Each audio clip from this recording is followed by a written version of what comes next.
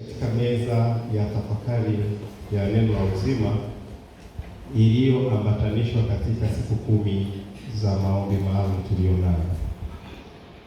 Katika hizi siku 10 tuna neno kuu linalosema kufunguliwa, na tumedhamiria 2026 Bwana atufungue.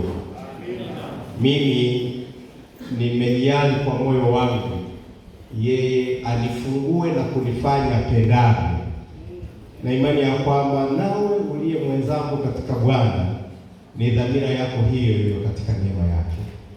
Nikuombe kwa muda mfupi ambao tutatumia hapa sasa,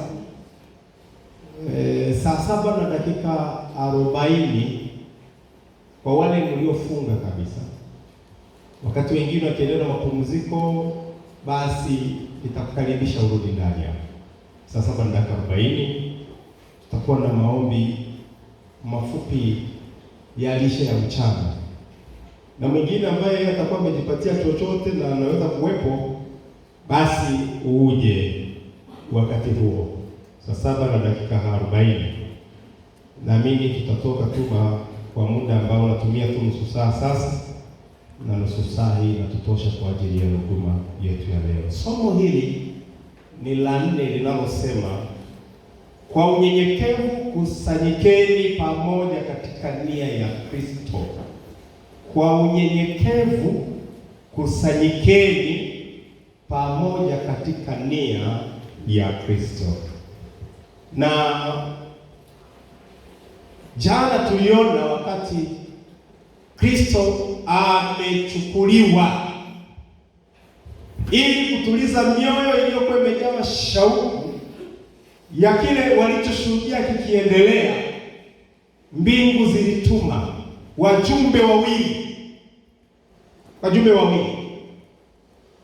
malaika watakatifu, kuwatuliza moyo na kuwapa mwelekeo kwamba enyi watu wa Galilaya, mbona mnasazama mmesimama mkiangalia juu? Huku ambapo mnaangalia huyu mtu anaondoka, amerudi kwa Baba. Rudini. Sasa walirudi wapi? Biblia bwana ni tamu sana. Luka sura ya 2, sura ya 24. Luka, walirudi wapi? Luka sura ya 24. Na walikuwa hapo wanafanya nini waliporudi? Sura ya 53. Neno la Bwana linasema akawaongoza mpaka Bethania, akainua mikono yake akawabariki.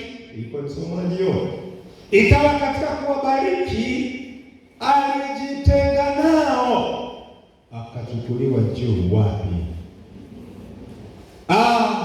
Wakamwabudu. Fungu la 52, wakamwabudu, kisha wakarudi Yerusalemu wenye furaha. Namna gani?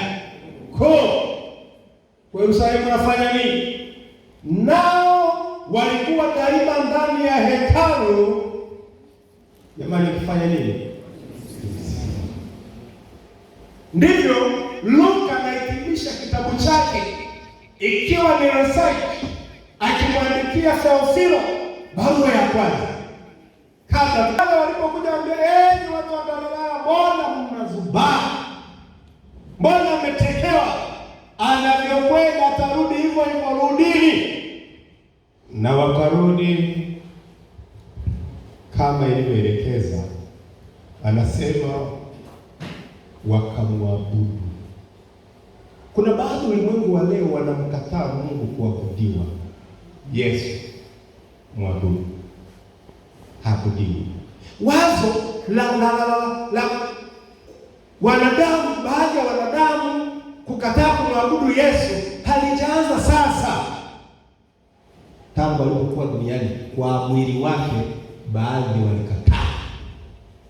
Mpaka wengine wakasema, anauliza, mbona mnataka kunipiga mawe? Anasema, sisi hatuna haja sana kukupiga mawe, lakini kwa kuwa unajifanya kuwa Mungu uabudiwe, tunakupiga nini?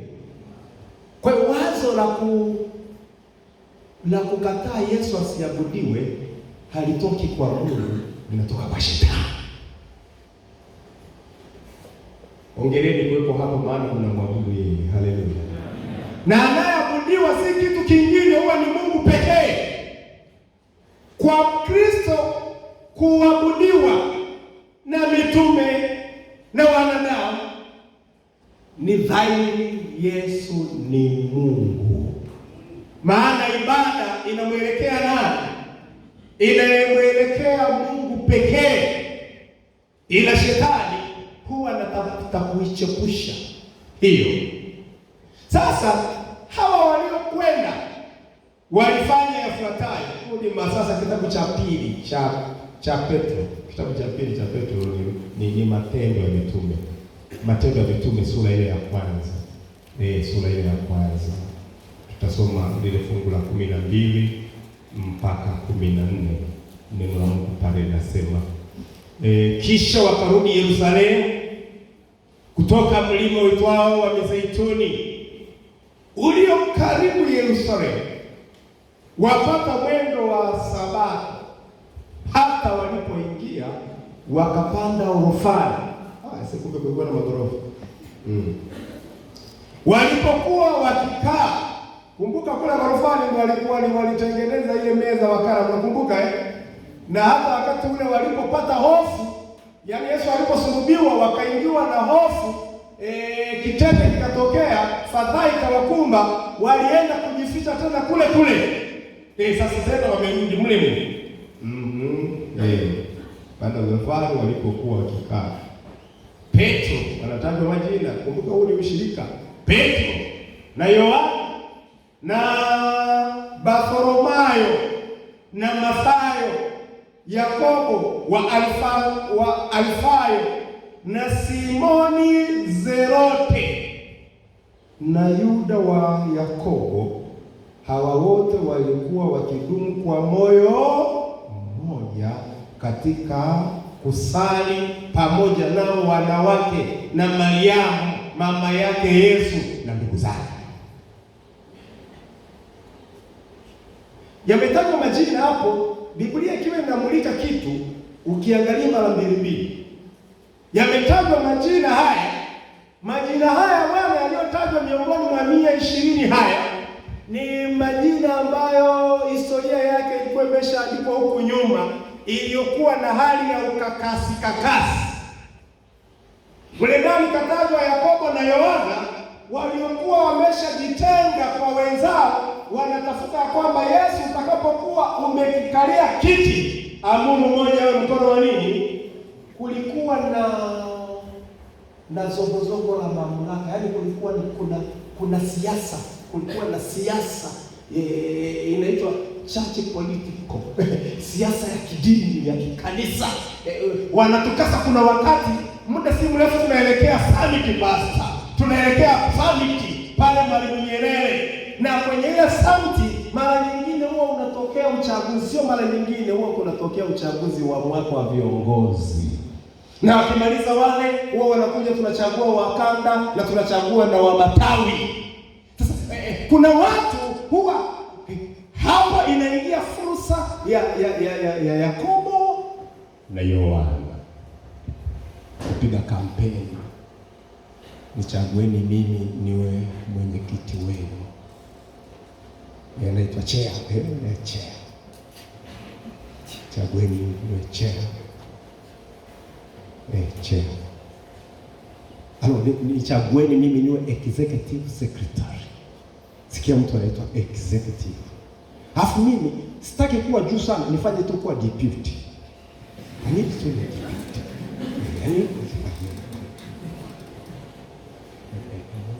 Hiyo roho haitoki kwa Yesu. Hiyo roho haitoki kwa nani? Ya kwamba niko jamani, si mnaniona? Hebu niambie, kuna changamoto gani mnanishuhudia ninayo? Sinaweza kuwa chair wa mufti.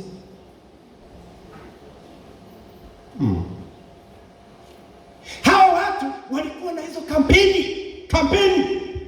Na nataka nikwambie, kulikuwa na changamoto sana kwa wanafunzi wa Yesu walipokuwa na Yesu.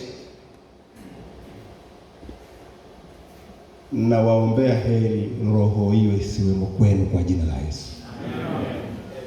Ikitokea umepewa nafasi ya utumishi humu kanisani kwenye chama chetu cha TUCASA, ipokee kama neema ulioitwa na Mungu. Isiwe ni harakati na mbinu na ushawishi na kurobu watu kwa maneno matamu, ili wakiingia kwenye ile inaitwa nini, komiti, wakupendekeze. Nipendekezeni. Na mimi nikisha kujua, nakwambia saa hizi nasema ukweli, nikishajua una roho hiyo, tunakupiga chini. Nimetumia neno la kisasa. Anajituma sana pale musti, yaani pasipo yeye. Wewe toa hayo maneno, pasipo yeye umemwondoa Yesu. Maana pasipo yeye musti ya kanisa haiendi. Alafu wanasema pasipo yeye. No. Subiri Yesu akuite, ila usijiite. Kwenye mitume wa Yesu alikuwa mmoja aliyejiita, na si mwingine ni Yuda Iskarioti. Alijiita, akaja, kajichanganya, Yesu akapokea. Mwisho yote kilikuwa kimeo, bonge la kimeo, ambalo mwisho yote akafia njiani. Kwenye hawa watu ukitazama Petro, maneno mengi, kujimwambafai wanaita wenyewe. Yaani unasikia sema, mimi bwana niko tayari kutoa uhai wao, wajapo kukimbia wote mimi ni. Kwa hiyo mle ndani kulikuwa wakati mwingine waangaliani vizuri. Wewe fikiria, watu wameshakuja wamejitenga wenyewe kuambia tunaomba. Unafikiri nani ampite Petro? Unafikiri Petro alikuwa kutaki huo ukuu naye? Mpaka leo kuna makanisa yamembambikia Petro ya kwamba ndo alipewa funguo za kanisa. Unafikiri yeye alikuwa hataki na huo ukuu?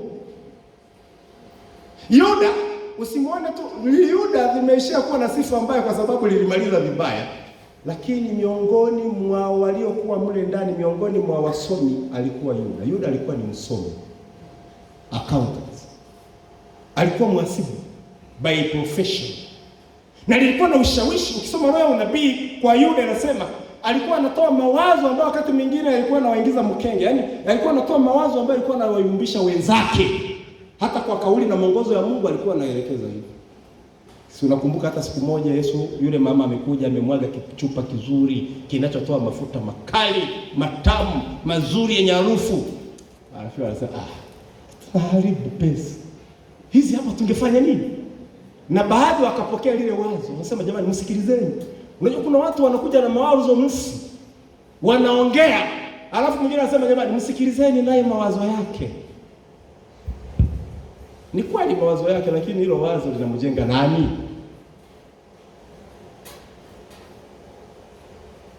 Lakini hawa watu wametajwa akina fulani, akina fulani, akina fulani, ni kwa sababu inaonyesha ya kwamba hapo mwanzo walikuwa vingine. Sasa wamemjua waliyemwamini, wamekumbwa upya katika jina la Yesu.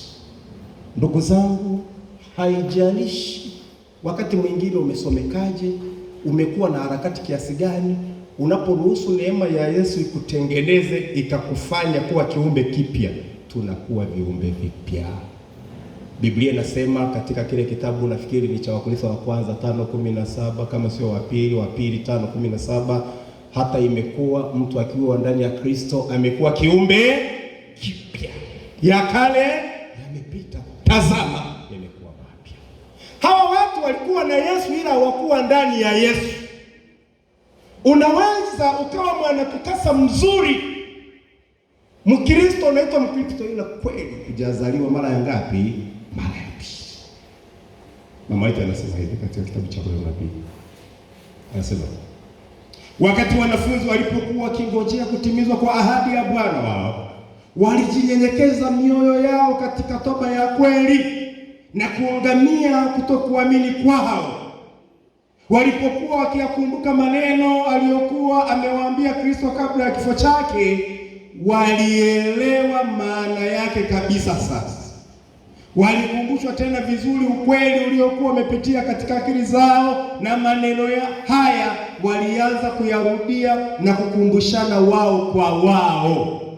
Amina. Walikemeana wao kwa wao kwa kushindwa kumwelewa Mwokozi.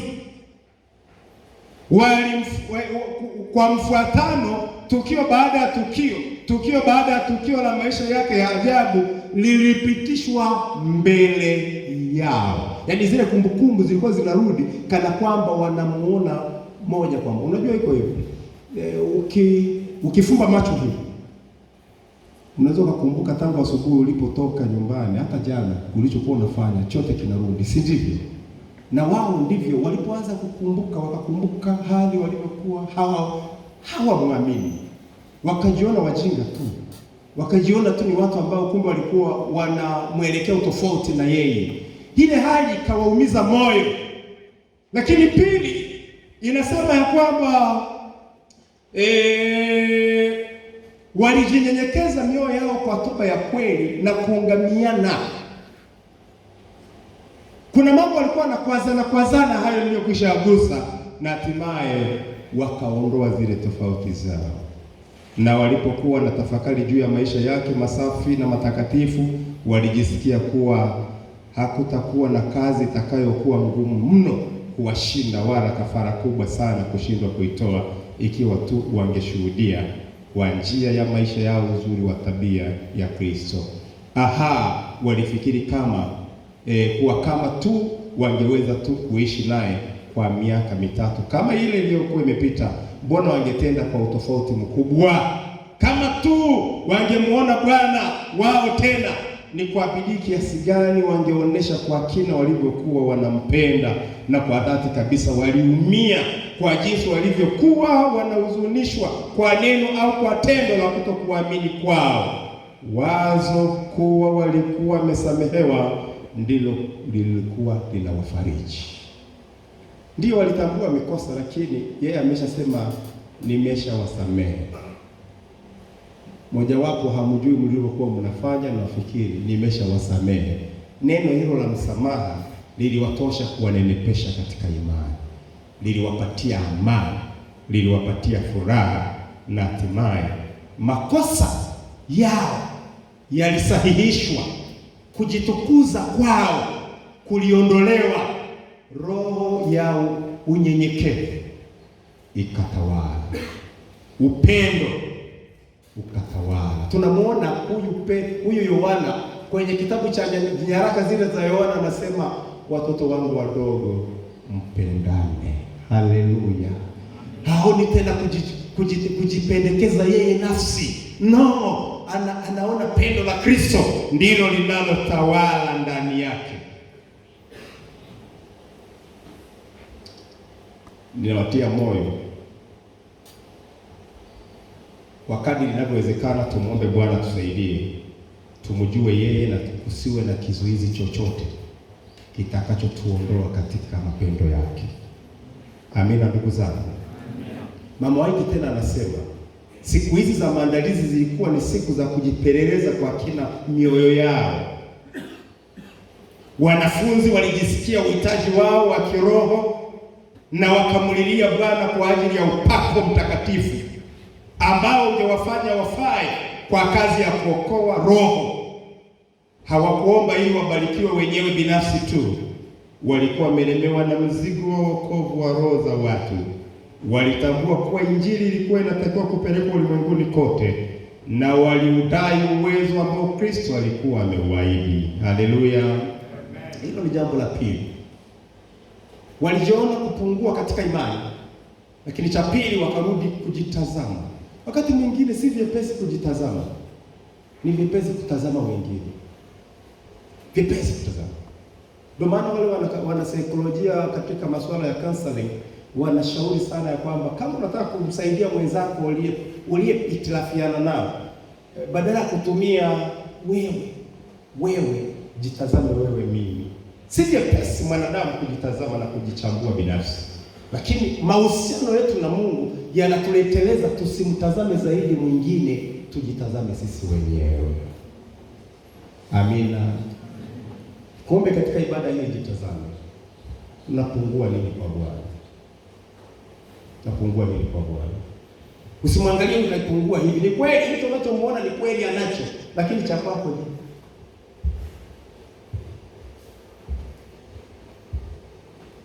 Mungu wetu atusaidie. Tutakapoweza kujitathmini.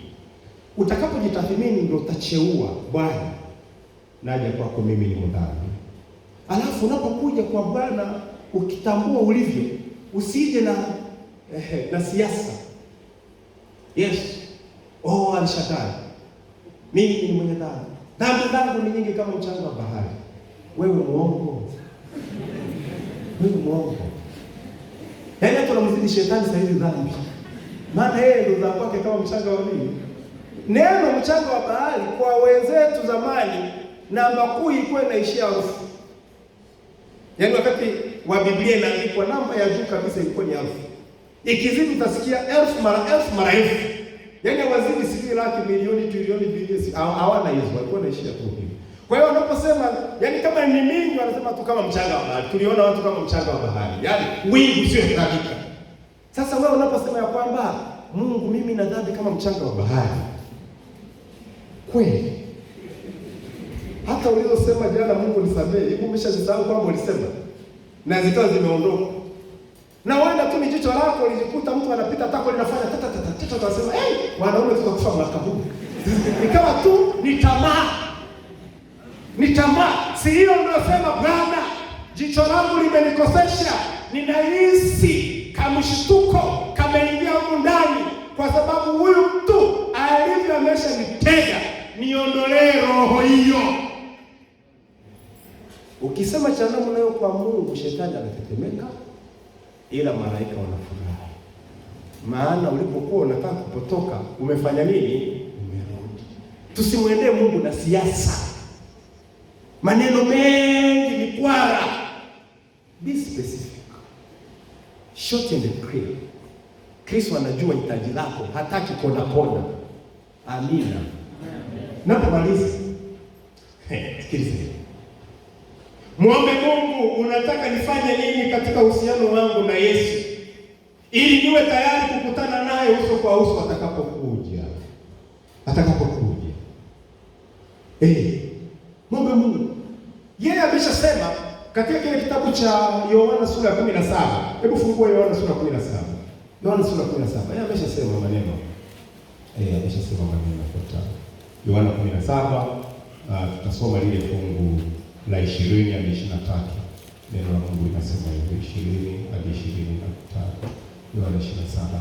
Wala si hao tu ninaowaombea, lakini na wale watakaoamini kwa sababu ya neno lao, wote wawe na umoja, kama wewe Baba ulivyo ndani yangu nami ndani yako, hao nao wawe ndani yetu, ili ulimwengu upate kusadiki ya kwamba wewe ndiwe uliyenituma, nami utukufu ule ulionipa nimewapa wao, ili wawe na umoja kama sisi tulivyo ninyi umoja.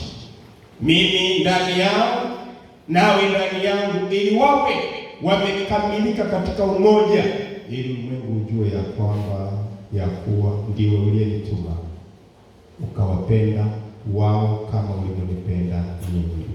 Mambo machache ambayo ninayaona humu ndani, Bwana anaongelea utume, kwamba ametumwa na Baba, amemaliza kazi, wajibu ametuachia sisi. Mnapokuwa hapa chuoni, jueni ya kwamba ninyi ni watumishi wa Bwana, you are ambassadors of Christ. Mwakilishe vizuri kwa nguo zako unazovaa, Yesu aonekane kwenye hizo nguo. Muonekano wako ulio nao. Hivi unanyoaje nywele kwanza? Hebu tuanze hapo. Unanyoaje nywele? Msomi wetu wa kanisa. Zamani pasta alikuwa anamuona Awilo Longomba. Unamjua ni Awilo Longomba? Awilo Longomba. Ananyoa kila kuja hapa. Huko kwa. Baada Leo eti ni fashion ya kijana wa Kisabato, wa kike na wa kiume. Denge kwake sio shida, ni fashion ya kizazi cha leo. Hivyo denge unijui, lile fungu linalosema msinyoe denge lilishafutika huko kanisani kwenye Biblia. Ukitaka kujiuliza hivi denge ni nini, tafuta picha ya madenge utajua denge ni nini. Sasa unakuja unakokota kama umelembwa na mjusi. No.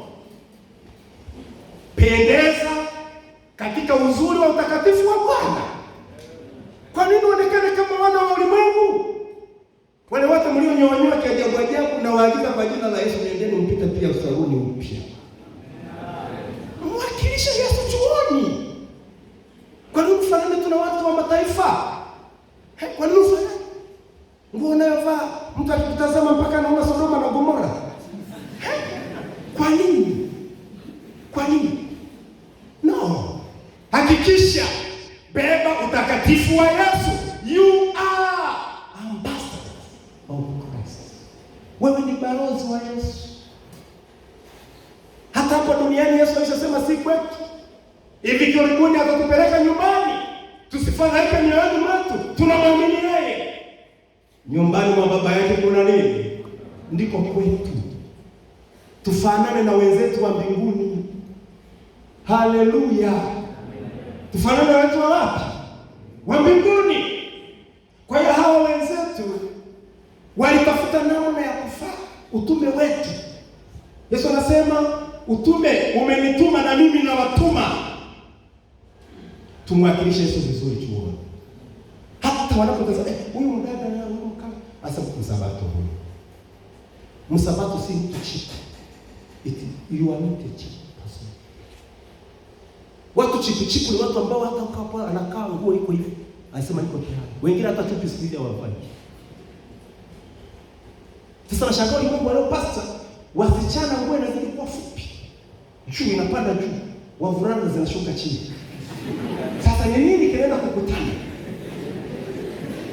Ni nini kinaenda kukutana? Hafu nilikuwa nafikiri huko kwenye ushamba wangu sasa. Nilikuwa nafikiri huko kwenye baridi hawapo wanaovaa, nilikuwa nafikiri watu wanavaa makoti mazuri. Nimepita juu, migongo iko wazi. Ile nikasema huyo sio mwanatukasi. Mwanatukasi. Kwa hiyo hakikisha jiheshimu. Yaani mdada sikiliza.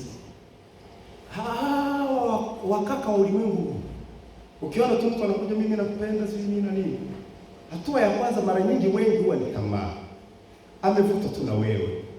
Na ukiwa rahisi akikupata anahesabu tu hata pale imeshapita. Na ukipita unasema wewe demu wangu anaenda kanisani tena. Yaani wewe demu wa mtu unakuja kanisani.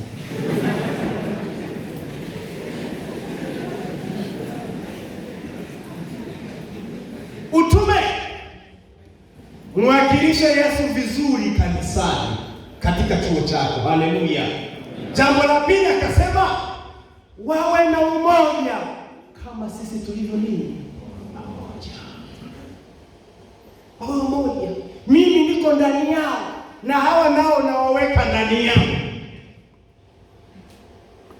Nani huyo aliyemwamini Yesu Kristo? Mimi na wewe tumo ndani ya Yesu. Hawa walio ndani ya Yesu ni familia moja iliyoumbwa si kwa damu na mwili, si kwa mbegu za kibinadamu, bali tumetokana na Roho. Lazima tufanane katika uso wa Bwana. Haleluya. Umoja wetu nini kama familia ya Tukasa mliopo hapa Mosti? Nini ni familia moja. Mimi wanasema hivi ya kwamba ndugu zangu niliozaliwa nao tumbo moja, sina uhakika kama wote tutarithi pamoja uzima milele. Ila nina uhakika sana na nyinyi ndiye kana nyinyi hapa. Maana tayari tuko kwenye track moja na Bwana. Kwa sisi ni familia. Mnapokuwa hapa familia ya Yesu, mkumbatiane jamani. Haleluya. Mkumbatiane. Katika kila jambo shirikianeni pamoja. Roho ya masengenyo ikome kwa jina la Yesu. Roho ya kuchukiana. Angalia ya kuchukiana tunapomaliza. Mathayo sura ya 5. Sikiliza. Mathayo sura ya 5. Mathayo sura 5 tunaenda Mathayo sura 10 tunamaliza. Angalieni fungu la 21 linasema hivi na kuendelea kidogo, anasema mmesikia watu wa kale walivyowaambia usiue, na mtu akiua itampasa nini? Bali mimi nawaambie, kila mwoneaye ndugu yake hasira imempasa nini? Hukumu. Na mtu akimsholea ndugu yake itampasa nini? Baraza. Na mtu akimwapiza itampasa tia damu ya moto. Sikiliza sasa, balaa linakuja. Basi ukileta sadaka yako madhabahuni na huku unakumbuka ya kuwa ndugu yako ana neno juu yako, iache sadaka yako mbele za madhabahu, uende zako upatane kwanza na ndugu yako, kisha urudi uitoe sadaka yako. Patana na mshtaki wako upesi, wakati wapo pamoja naye njiani, yule mshtaki asije akakupeleka kwa kadhi, na kadhi akakupeleka kwa askari, ukatupa gerezani. Amini nakwambia, utoboe.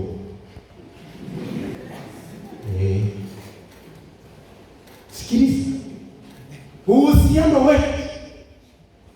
Bwana anasema zamani huko alisema usiue, ukiua mimi nakwambia ukimwonea tu mwenzako asili, wewe una shida tayari. Si tu hiyo amekula. Unasikia? Unasikia? Hiyo ikitoka hiyo akiwa amekuudhi imetoka moyoni. Na bahati mbaya ukuwa na uwezo tu ungemng'ata hata pua. Ndio maana vile matokeo yake Yesu anayasema. Na waomba kwa huruma zake Bwana. Biblia inasema hufai kuja ibadani wakati una mafungo na mwenzako. Si ndio mnaokaa ndani ya Yesu pamoja? Si mtarithi mbingu moja? Alafu kuna wakati corona ilipokuja ilisaidia kidogo eti msishikane mikono. Sasa ilikuwa wakati fulani hapo nyuma, sasa jamani tunatoka tunashikana mkono. Mwingine alijifanya utakatifu, amebaki anatafakari sana hotuba ya leo. Anatafakari, amekaa, hajanyuki. Wenzake watu wameisha. Kwa nini? Katangulia mtu huko. Kushikana naye nini? Alafu anataka aende mbingu moja. Kuna baadhi yetu sijajua hapa, sijaje kula meza ya Bwana hapa. Kuna wenzetu hapa siku ya meza ya Bwana pasta hawali. Anasema ni kwanza nina mambo fulani ndani yangu ni kwanza. Wewe na shetani ni mjomba. Yaani tuambiane tu makafu. Anasema ikitokea tunakuja ibadani unahisi huyu mhubiri mmekutana huko nje akakukanyaga, kabla hujaanza kuanza kuomba Mungu na kushukuru, rudi kwanza umalizane naye, ndio ibada yako hapa ndani itakuwa nzuri. By the way, ngoja nikwambie, sio wewe uliyekosewa ungoje aliyekukosea aje kuombe msamaha.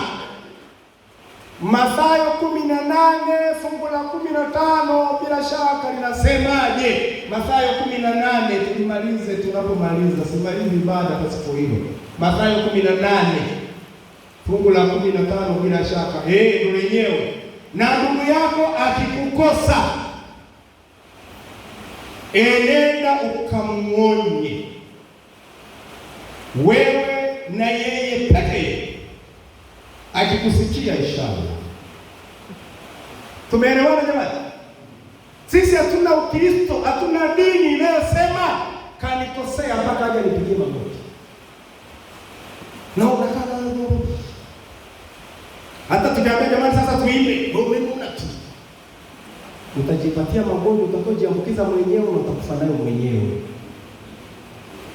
Achilia, haleluya. Bwana amesema tuwe wamoja, tuwezi kuwa wamoja kama hatusalimiani. Hatuwezi kuwa wamoja kama hatuongei.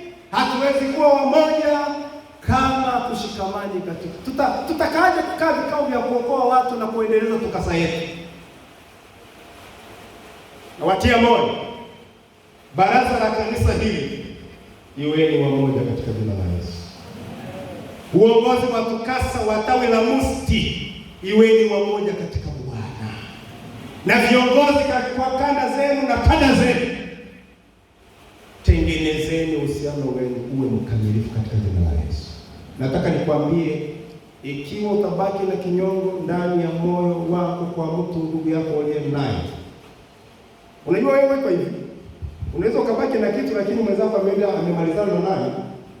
Na Mungu. Wewe ukabaki umevimba, hatia itakukula wewe mwenyewe. Hasha maneno mabaya yasitoke kinywani, moyo mwema uzoe sichafuke, nanyi pendeni, asema Yesu, kama mwanzo alivyotupenda. Nanyi pendeni, asema Yesu, kama ni amri. Ubeti wa mwisho, tusinene kwa hasira inazaa huzuni, pendo lako Mwokozi linatosha tushinde. Nanyi pendeni, asema Yesu, kama mwanzo alivyotupenda. Nanyi pendeni, asema Yesu, wanatiini amri.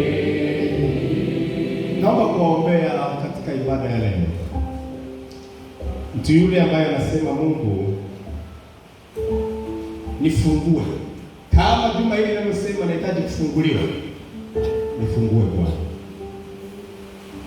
Nisaidie Ukristo wangu uwe mkamilifu kama walivyo wale hawa ndugu zetu tuliowasoma mitume waliokuwa dhaifu, wenye shida zao, lakini Yesu aliwakumbatia, mwisho yote akawatengeneza. Na wewe pamoja na changamoto zote hizi, Bwana amekuvumilia, amekukumbatia, ila anahitaji kutengeneza.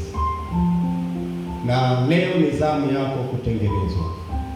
Ikiwa ni nia yako Bwana akufungue, akuongezee nguvu na uhai wa Ukristo wako uwe imara, kuomba usimame tuombe.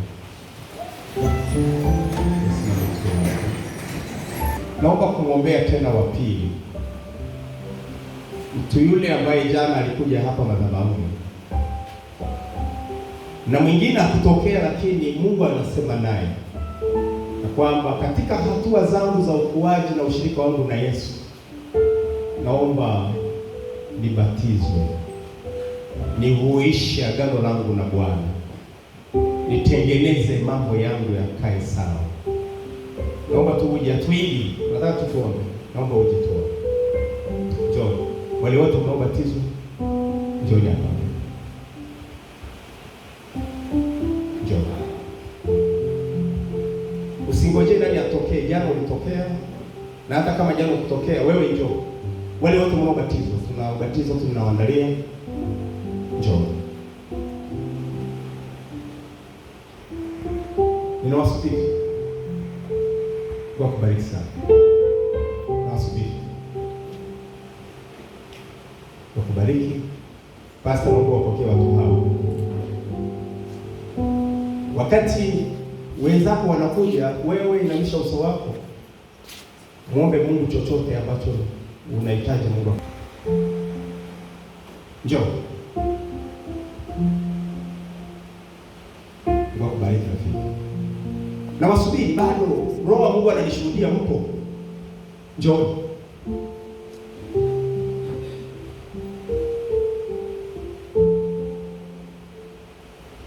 Nitwa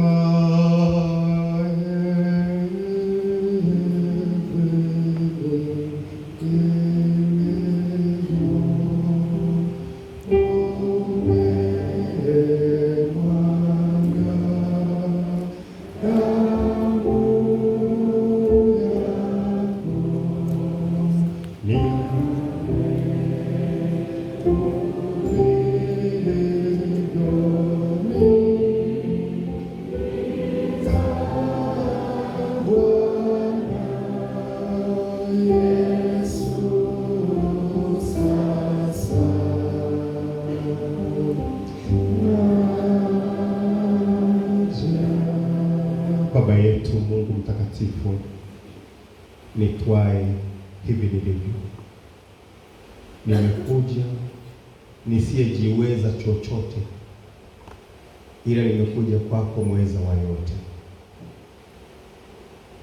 Watoto wako wamekuja katika ibada hii, wamesimama, wanahitaji kufunguliwa, wanahitaji uwaumbe upya kwa neema yako Bwana.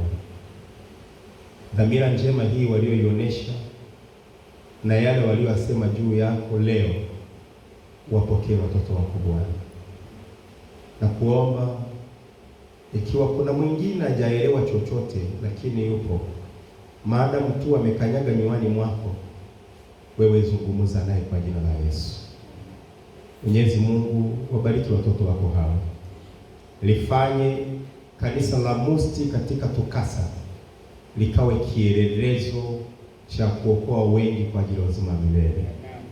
Mwenyezi Mungu, na uweka uongozi wa kanisa hili mikononi mwako, wazee wa kanisa, karani, waazini, mashemasi, wakurugenzi mbalimbali. Umewapatia dhamana kubwa ya kanisa la chuo. Neema yako iongezeke juu yao, na washiriki wote walio kwenye kitabu na wanaoleta ushirika wao uwafunike kwa damu yako Yesu. Pastor Jackson pamoja na Pastor Mamboneke, umewapatia dhamana tukishirikiana kuwalea watu wako hawa, basi tutumie kama vyombo vya kuandaa kwa ajili ya milele.